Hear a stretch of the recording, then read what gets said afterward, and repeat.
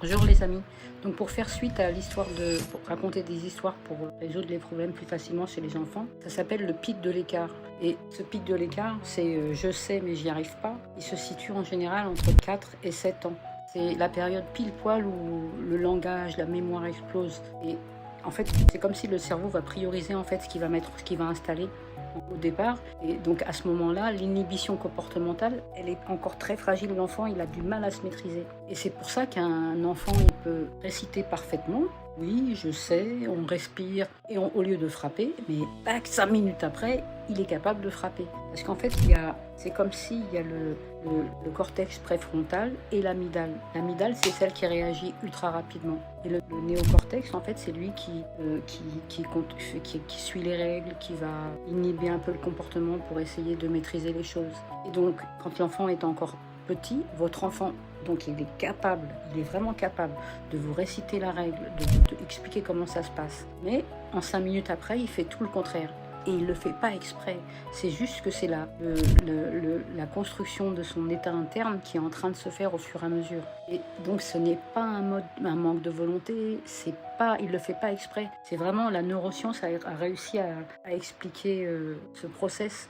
Exactement, il y a les travaux de Coleman si ça intéresse certains. Donc n'hésitez pas à aller vous renseigner parce que donc, comme je vous le disais, il y a 2 zones dans le cerveau qui rentrent en jeu. D'un côté l'amygdale et de l'autre côté le cortex préfrontal. L'amygdale, c'est comme l'alarme en fait qui va réagir au quart de tour quand il se passe quelque chose.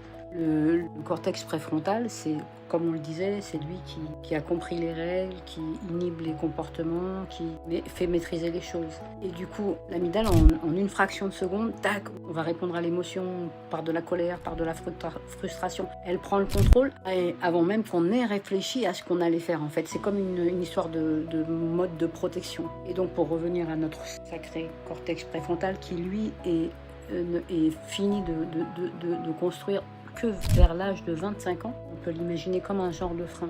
C'est lui qui inhibe l'impulsion, qui applique les règles qu'on connaît, qu'on a appris. Mais comme je vous le disais, il est immature pendant très longtemps et je crois, sans vouloir me tromper, à 5-6 ans, c'est sûr, il est immature. Et il continue à se peaufiner pour finir de se construire à l'âge de 25 ans, comme je vous l'avais dit avant. Tout ceci pour expliquer le pourquoi de ma vidéo précédente.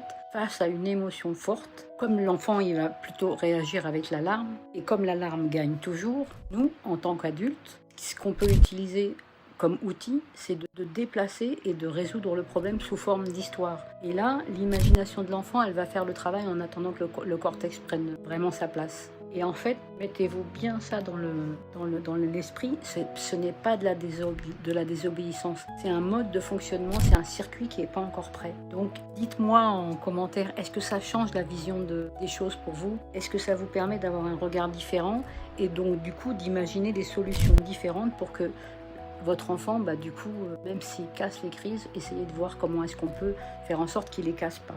Prenez soin de vous et de vos enfants. N'hésitez pas à me mettre en commentaire ce que vous en pensez et si ça vous intéresse que je continue sur ces sujets-là.